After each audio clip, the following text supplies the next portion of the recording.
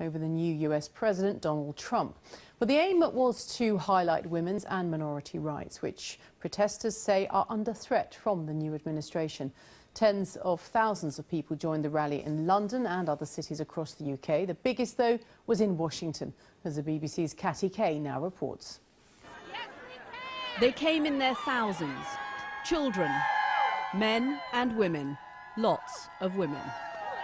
I came from Hawaii to be here today, and I'm here to represent all the people that can't be here. It gives me hope for our future. It was a really dark day when the election results came in. It's not that we hate Trump, but we hate what he stands for, and bigotry and racism, we're not going to stand for that. John Kerry came too, no longer America's Secretary of State, now just a citizen taking a political stand.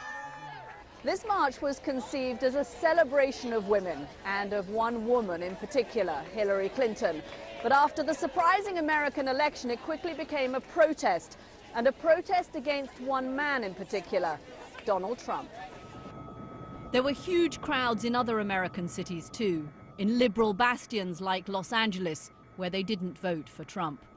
And in Chicago, where the turnout was so big, they had to change the route. In solidarity, they protested around the world. In London, a march that began on the doorstep of the American embassy was joined by 100,000 people, from the famous to the frail. They marched also in Paris today, and in Sydney, and in Nairobi.